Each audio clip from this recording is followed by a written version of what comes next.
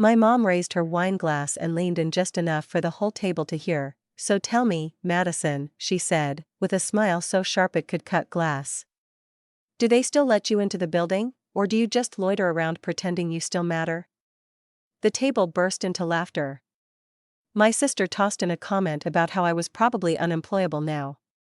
And my brother, my golden boy, always a head brother, lifted his glass and toasted, "To the family members who stay useful."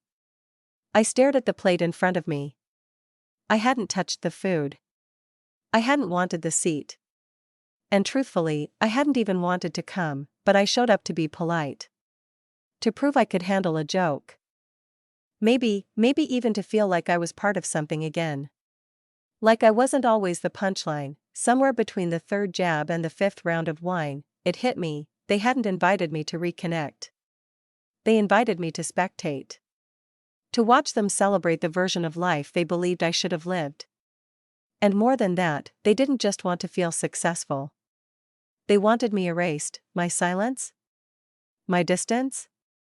My refusal to play the game. To them, that was failure. And then, just as I pushed my chair back, done and humiliated, a voice interrupted. "Excuse me," said someone from the hallway. My assistant, Paige, stepped into the dining room, clutching a file folder. She was crisp, calm, steady as ever. "We need to review the updated child welfare policy before tomorrow's press call, Madam Secretary." You could have heard a pin drop. My mother's smile twitched. My brother's glass froze midair. And for the first time in years, I looked around that table and didn't feel small, because in that moment, they weren't seeing the version of me they'd tried to erase. They were seeing the woman I'd fought like hell to become. I'm Madison Keene. And everything you just heard, that was just the beginning. Before I dive in, I want to know you're here with me. Just drop a listening in the comments, or let me know where you're watching from. I love hearing how far stories like mine travel. And if this already made your heart ache, even a little, hit follow, subscribe, whatever you need to do. It means the world to be heard. Now, here's how it all really started. I stepped into the Keene estate in Aspen, Colorado, where chandeliers sparkled like frost and the floors were polished within an inch of their life. It was my father's 70th birthday. But it might as well have been a political fundraiser. Violinist in the corner, champagne flowing, people air-kissing in designer gowns. It was flawless. Or it would have been. If I hadn't been there, I wore a plain indigo dress. No brand. No glitter. Just cotton and nerves. I didn't belong here, not really. Not in this museum of satin smiles and stone-cold stares. My sister, Vanessa, caught sight of me and came over like a heat-seeking missile. Her grin hit me like a slap. "Well, look who clawed her way back," she said. "What outreach program donated that dress?" A few heads turned. A few mouths twitched.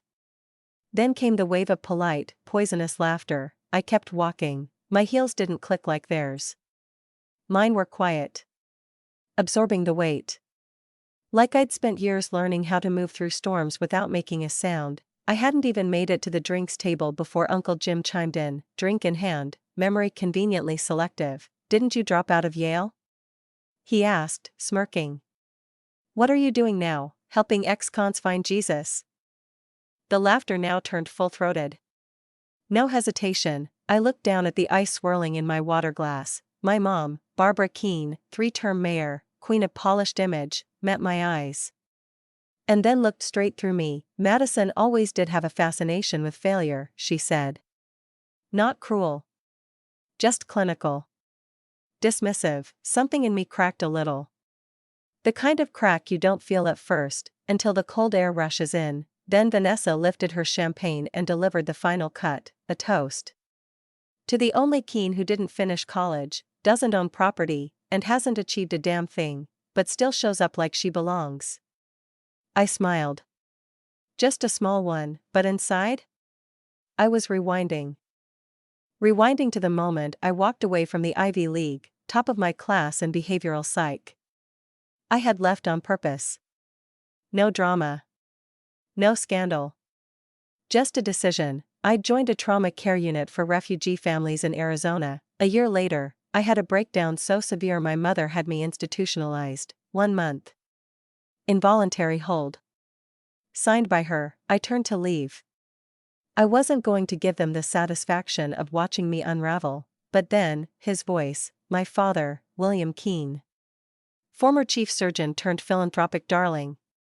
He'd been silent all night, but now, he cleared his throat and asked softly, "Do you still have the bag I gave you?" I stopped cold, a canvas tote, fraying at the seams. He'd handed it to me the night I left home. Printed on the side was a phrase, faded and barely legible, "We rise with roots." "I do," I said. He nodded slowly. "I've been watching," he said.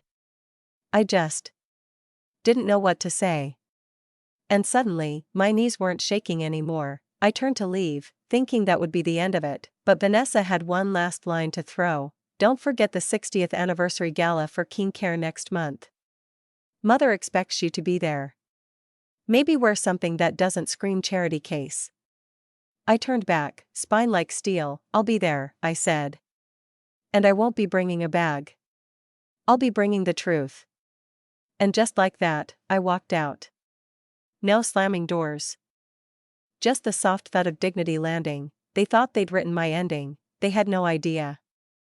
I was just drafting my opening chapter. That night, I couldn't sleep. I sat curled up on a futon in my DC sublet, 2 flights above a dry cleaner, the whole place smelling faintly of starch and heat. I pulled out an old notebook I hadn't opened in years. The ink had faded, but the wounds hadn't. Notes scribbled in margins, case numbers, sometimes just crossed out with a tired hand. Alma Jamal, no translator again today.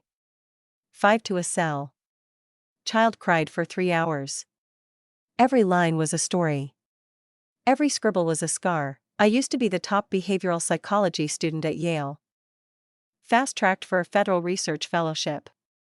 The kind that opened every door in DC. They wanted me to round out my academic portfolio with real-world exposure, so I shadowed a trauma support team in southern Arizona. That's where everything changed. That's where I met Alma. She was 11. Labeled disruptive. Kept in isolation. A misfiled case in a system built on silence and survival. She didn't speak English. She barely spoke at all. She just wanted her mom. One day, I watched a male staffer, frustrated, impatient, kick her duffel bag across the floor. Screamed at her. She didn't cry, she flinched. And then folded into herself like a broken bird. That night, I threw up in the dorm bathroom. I don't remember eating. I just remember the sound of my own breathing, echoing off tile. The next morning, I withdrew from Yale. No farewell. No press release. Just an email. A line in the sand. My family thought I'd lost my mind. Vanessa shouted something about wasting privilege people would kill for. My mom didn't raise her voice. She never did. She just sat at the kitchen table, reading the paper, and said without looking up, "If you insist on burning everything we've built, we will have to manage the fallout." 1 week later, she suggested I undergo a voluntary psychiatric evaluation. I was exhausted. I said yes, but it wasn't an evaluation, it was an admission. 31 days, locked ward. The diagnosis? Oppositional defiance disorder. With delusional reform tendencies. It sounded like a medical term, but I knew better. It was curated. Framed. Funded. I could have sued. I almost did, but on the 6th day, my dad came to visit. He stood behind the glass partition, sleeves rolled up, hands shaking. He pressed one palm against the barrier and whispered, "If you still want to live, let this go." And I nodded. I don't know why. Maybe I still believed love could come without conditions. Without performance. Without payment, but something inside me broke that day, the belief that family love was unconditional. Gone. When I got out, I packed what little I had and caught a Greyhound to D.C. I created a fake resume. Said I graduated from a tiny liberal arts college no one would fact-check. Took the first job I could find, inventory clerk for a nonprofit helping displaced workers. No one asked about Yale, no one cared, and for the first time in a long time, that felt like freedom. I started over, wrote grant proposals at night. Policy briefs by day. Quietly earned trust. Over time, I moved up, projects on rural broadband access, food security for tribal lands, housing support for unhoused veterans. I didn't have a name that opened doors anymore. But I didn't need one, I was building something. Quietly. Consistently, some nights I'd look in the mirror and wonder, would they even recognize me now? The girl they locked away was gone, the woman standing here, she didn't need applause. She needed progress. 3 years passed, most mornings started the same: cheap coffee from a street cart, earbuds in, train ride to the edge of DC. I worked at a think tank called Ground Path, no sign on the building, no official welcome mat. Just a buzzer code, a cranky coffee machine, and a shared belief that policy could save lives. My title was Policy Associate. Which meant I wrote the reports no one read, until something broke. But one report changed everything. I wrote a draft called Blueprint for National Reintegration, a post-pandemic welfare plan for housing, employment, and mental health. It focused on people like Alma's mom. Like the ones who never made it to the hearings. The ones the system didn't even pretend to see. I didn't sign it Madison Keene. I signed it D.H. Reeves, after my grandmother, Doris Hilda Reeves. A coal miner's wife who died in West Virginia with nothing but grit and a garden. Her name didn't open doors, but it was honest. The blueprint made its way into the hands of the Department of the Interior, then it spread. It was cited in congressional briefings, mentioned by the vice president during a press call. NPR even ran a segment about it. No one knew I wrote it. And I didn't care. What mattered was this: a women's shelter stayed open another winter. A hotline didn't go dark. A mother stopped choosing between rent and insulin. Then, one Monday, I found a plain envelope on my desk. No return address. Inside, there was a child's drawing, crude crayon lines of a stick house and 2 stick figures holding hands. The son had eyelashes. In the corner, it said in crooked block letters, "You helped Mom. Thank you for not giving up." No name.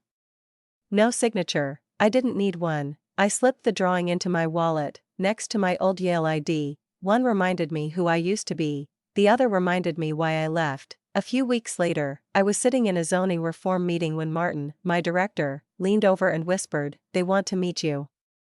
I blinked. Who? The vice president's office. Human Resources. They're reviewing candidates for a federal undersecretary role. One of your proposals caught their attention.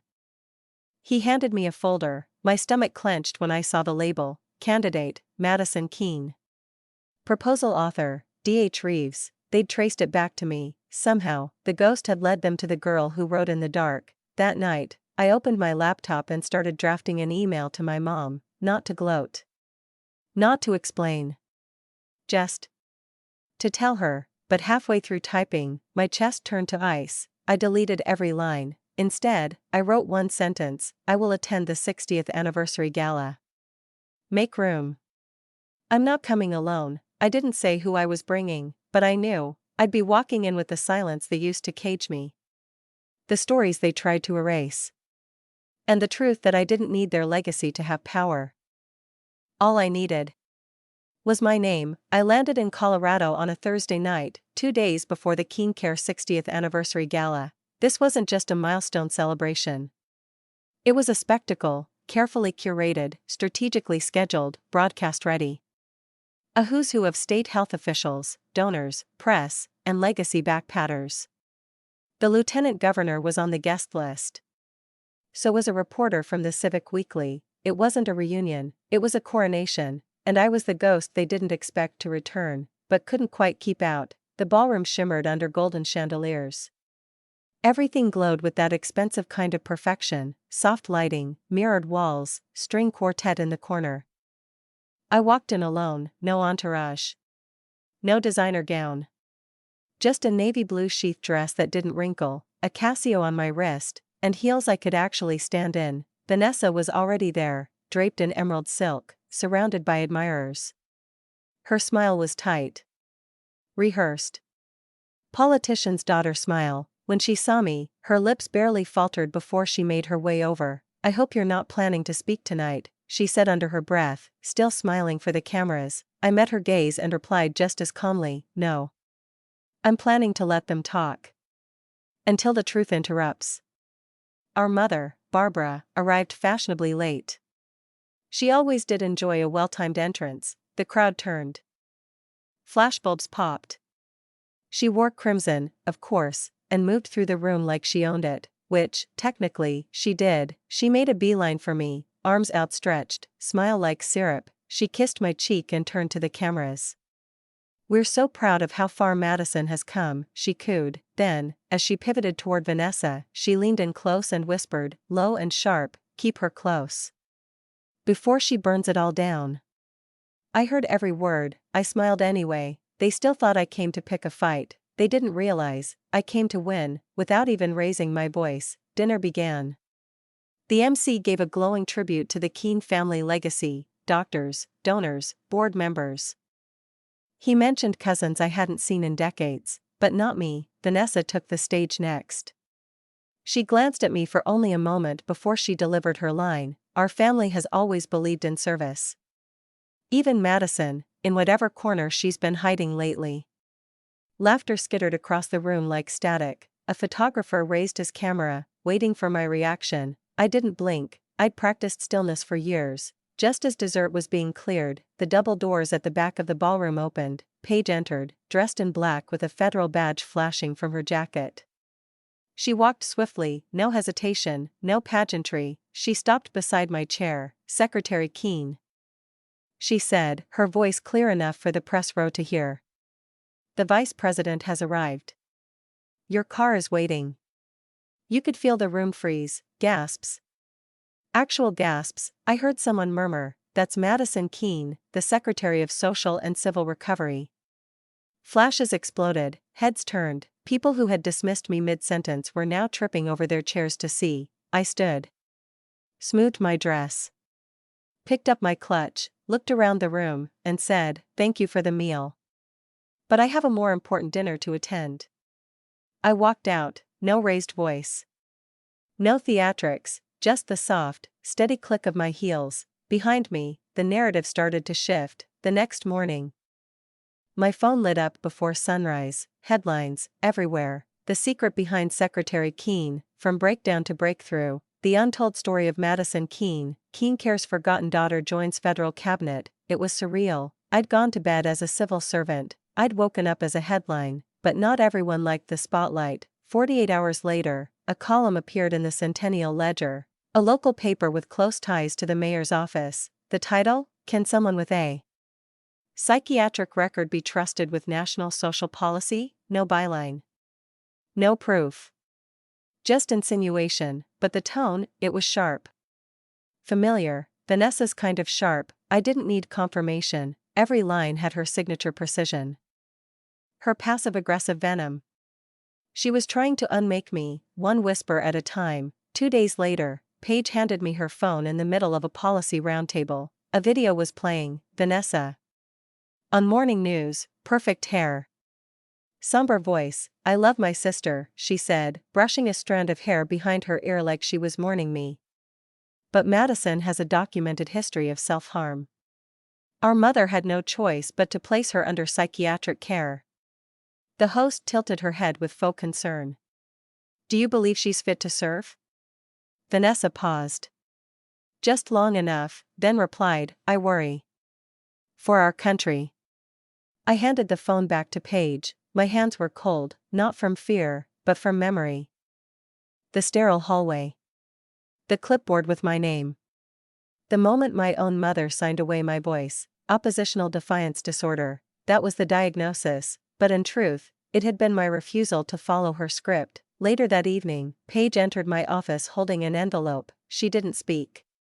Just set it down. It was postmarked 3 days before the gala. My name was scrawled on the front in shaky, familiar handwriting. Inside, a letter. From my father. He never emailed.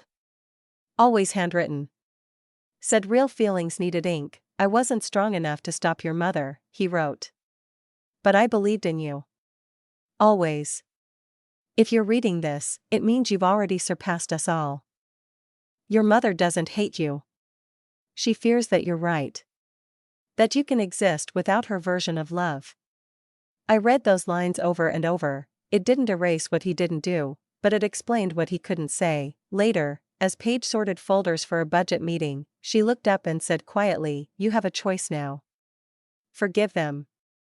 Or make them bow." I looked at the letter again, my voice came out low but steady, "I'm not going to scream." I paused, "I'm going to be heard, with evidence." It wasn't revenge, it was reclamation, and it had already begun. Exactly 1 week after the gala, things started to shift, not loudly. Not in some dramatic collapse. Just with the slow, deliberate pressure of a rope being pulled tighter, emails from longtime partners went unanswered. A federal reform proposal I'd submitted, focused on reintegration grants for post-incarceration housing, was suddenly placed under review. Budget allocations I'd fought for were quietly shelved. When Paige stepped into my office that afternoon, she didn't need to say much. Her jaw was set. She closed the door behind her like we were being watched. "Even if we weren't, there's a rumor," she said, placing a folder on my desk. "They're saying you took funding from a banned international NGO." I didn't blink. She sat down. "They're also saying you signed sweetheart contracts for programs you personally designed." I closed my laptop slowly. "This isn't politics," I said. She nodded. "It's personal." The goal wasn't just to discredit my policies, the goal was to discredit me, not destroy the system I worked on, just erase the woman who dared to build it. The next day, our IT flagged unusual traffic on the department server. My official email had supposedly sent a series of messages, draft agreements, vague promises, to a foreign rep tied to a blacklisted nonprofit. The emails were clean. Subtle. Just ambiguous enough to look real, but the IP data was wrong, not my device. Not my office. Not even the same city. The pings traced back to Colorado. Someone had created a shadow version of me. Someone with access to my writing style, my timing, my structure. Someone who knew exactly how to trigger an ethics investigation. I knew whose fingerprints were on it. Evelyn might have the charm, but Vanessa had the precision. The patience. The cruelty of a chess player who moves 5 pieces ahead. A few days later, I found myself in a closed-door hearing on Capitol Hill. What should have been a briefing turned into something much colder. Senator Clay Whitlock, Colorado's golden boy, sat across from me with a thick folder and a smile like a blade. "We have concerns," he said. "Particularly about Secretary Keene's past affiliations with flagged international welfare funds." I stayed calm.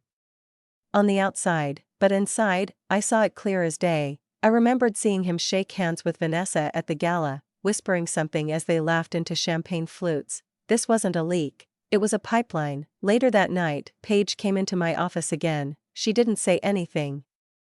Just handed me a scan of a state financial disclosure form. One glance, and my stomach dropped. It was a transfer memo. Public grant funds from a mental health tech initiative had been rerouted to a shell nonprofit. That nonprofit? It had ties to cyber interference campaigns, and the signatory, Barbara Keene, her digital signature was crisp. Unmistakable. I don't remember standing up or walking home, but I ended up back at my apartment, long after midnight. The lights didn't work. I flicked the switch, nothing. Technical disruption, according to building management, sure. Convenient. I sat on the floor in the dark. Still wearing my jacket. Still clutching my bag. I pulled out my wallet and unfolded a scrap of paper tucked behind my old Yale ID, the child's drawing. The one that had arrived in that plain envelope, crayon figures. A house. A note that read, "You helped Mom. Thank you for not giving up." I stared at it until the edges blurred. Had I gone too far, or had I not gone far enough? I opened my phone and typed one sentence to Paige: "Prepare the Colorado lawsuit dataset from last year. Don't release, just contingency." I didn't know what tomorrow would bring, but I wasn't letting them write my ending. Not again. The next morning, my private inbox pinged. One email, no greeting. No signature, subject line, "You need to see this." Inside was a video file from an outdoor cafe. Security footage. Grainy, Vanessa and Senator Whitlock. Seated close. Heads bent, whispering. Attached was an audio file. I played it. Fuzzy, but clear enough. "Vanessa, take her down. She's not one of us." Whitlock, But she hasn't taken the money, Vanessa, I know. But she's not the kind of thing the Keenes keep around. I didn't scream. I didn't hit forward and blast it across social media. I sent it to a journalist I trusted. One who knew the difference between a headline and a story. All I wrote in the body of the email was, I know. Then I sat down at my desk and picked up a pen, and I wrote a letter to my mother. I didn't ask for an apology, I didn't ask for understanding, I just said, I'm not trying to make you proud anymore. I've let that go. But I still hope there's a part of you that can stop before we both go too far. No reply, but 24 hours later, I got a phone call from a man I hadn't heard from in years, my father's legal representative, William Keene, who had vanished behind Barbara's polished legacy like a ghost. He wanted to meet, alone. I arrived at the hospice center just before lunch. He was smaller than I remembered. Pale. Frail.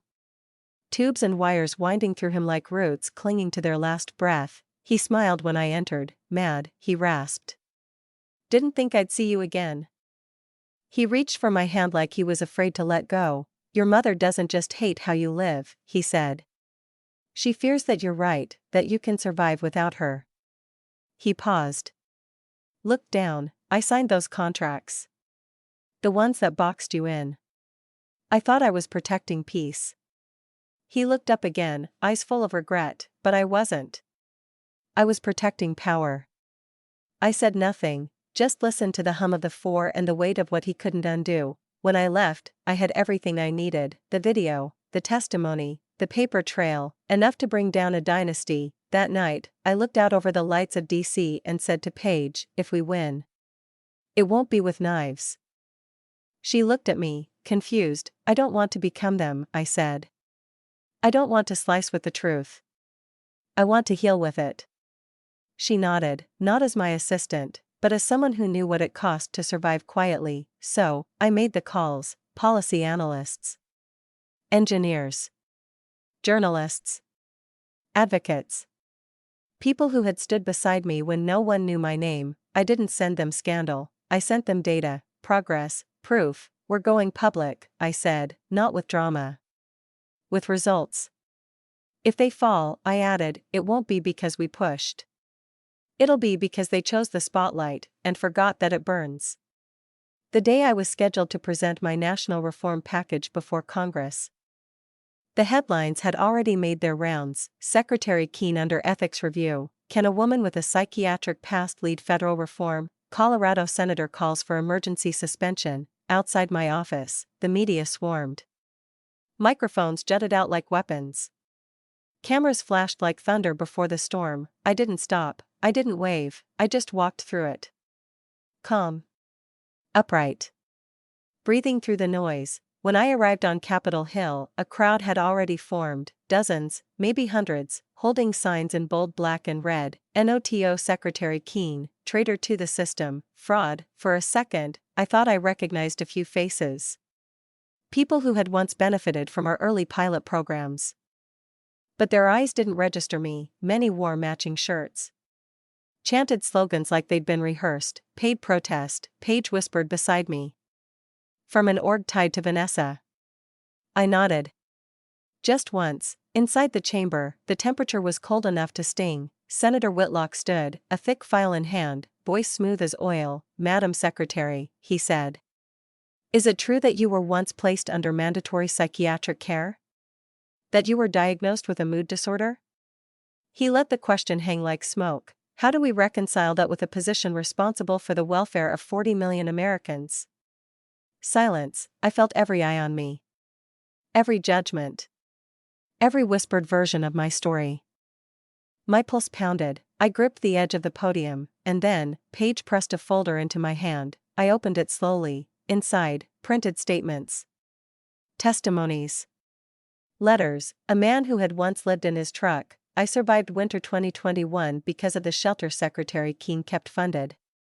A single mother of 3, I have a job now because she rewrote the hiring code to recognize caregiving as workforce experience. A veteran missing a leg. I didn't kill myself because she showed up. In person. I looked up, cleared my throat, my voice trembled, but it didn't break. Yes, I said. I struggled with depression. Yes, I was hospitalized. But that's exactly why I know what people need. Not pity. Not handouts. They need opportunity. I paused, flipping to the final page, a report. Clean, black and white, a full breakdown of misappropriated aid funds in Colorado, $18 million, redirected under the watch of then-Mayor Barbara Keene. I didn't say her name, I didn't have to. I'm not here to clean my name, I said. I'm here to make sure this system finally sees the people it was built to ignore. The room held its breath, then. A tap, an elderly senator stood, cane in hand, applause, then another. And another, not unanimous, but enough. I stepped outside into the sunlight. Paige handed me her phone, a message, "Your father passed at 10:07 a.m., that was the exact moment I stood at the podium. I didn't cry, I didn't need to, he saw me stand, he didn't have to hear what I said. In the days that followed, the Department of Social and Civil Recovery was flooded, with letters, flowers, emails, handmade bracelets left at our door, people sent books. Candles. Poems, every message began the same, my condolences. But I didn't feel victorious. I didn't feel like a hero, I felt tired, empty, even as the investigation into Keene Care went public, fraudulent budgets, backdoor contracts, license suspensions in 3 states, none of it brought relief. I didn't celebrate when stocks crashed or donors fled. I didn't smile when Barbara was stripped of her office or when her arraignment made national news. Vanessa disappeared entirely. Deleted her social accounts. Dodged subpoenas. Someone said she was living at a monastery in Vermont, maybe looking for silence, maybe hiding from it. That night, I sat in the hallway outside my office. Lights dim. Just me and Paige. We didn't talk for a while. Then, softly, she spoke. I was 17 when I ended up in a shelter, she said. After I got away from my stepfather. She stared ahead. You were the first person I met who didn't just offer help, you believed I was worth saving. She looked at me. You didn't rescue me. You made me believe I could rescue myself. I didn't say anything, I just reached out and pulled her close. And for the first time in months, I cried, not because I was broken, but because I had finally been seen. In the weeks that followed, I declined every interview. Every documentary offer. Every cover story. I didn't want fame, I wanted healing, so I started writing, dozens of pages, scratched by hand, rewritten at night, until it became something real. The charter for the Root Rising Foundation, a scholarship and mentorship initiative for girls from marginalized communities who'd been failed by the same systems that nearly broke me. I funded it with my father's inheritance. Not a single cent bore the Keene name. We opened our first center not in D.C., but in Arizona. The sun-bleached town where, years ago, I had met a girl named Alma, where I first realized who I really was. Our building was old. The roof leaked. The walls needed paint, but we did it anyway, together. I don't remember the exact moment it felt real. Maybe it was seeing the first application come in, maybe it was the sign we painted over the door. But I remember this, for the first time in years, I wasn't bracing for the ground to fall away. I stood on something solid. I had lost my family, I had lost my father, the only one who ever tried to understand. I had lost whatever place I might have once held in my mother's heart, but I had found myself. I didn't do this to become Secretary Keene, I did it for the girl who once stood outside a locked ward, begging the universe to send someone who believed she deserved a life worth living. 1 year later, DC wasn't home anymore. My high-rise apartment? Passed on to my successor. I lived in Arizona now, where the air didn't lie, and the sun didn't pretend. The launch ceremony for our school wasn't glamorous. No red carpets. No cameras, just girls who had known what it meant to be forgotten. They lined up after the speech just to say thank you. Each voice shaking. Each name unfamiliar to the world, but not to me. Halfway through the event, someone slipped into the back row, gray coat. No makeup. No entourage. Barbara Keene, she didn't wear red. She didn't perform power, she didn't speak. She didn't cry, but she nodded once, not forgiveness, not apology, just acknowledgement, and that was enough. After the ceremony, Paige handed me an envelope. We found this in your dad's things, she said. Inside, a final note, scrawled in fading ink. Mad, if you're reading this, it means you've faced your final fear. Don't ever let them tell you compassion is weakness. It's your greatest strength. Love, Dad. Tears came. But this time, they weren't bitter. I had been called a failure. A disgrace. A traitor to my blood, but now, I was a survivor. No, more than that, I was someone who had chosen, fully and finally, not just my name, but what it meant to carry it. Because family isn't where you're born, it's where you dare to love, even when love means breaking. I stepped outside the auditorium, no cameras, no microphones, just the sun, and me, finally, just me, because sometimes, the deepest strength isn't born from victory, it's born from survival, with your soul intact, and if this story made you feel something, anything, I'd love to hear it. Drop a comment. Share your story. Subscribe if you haven't already, because your voice, it matters more than you know.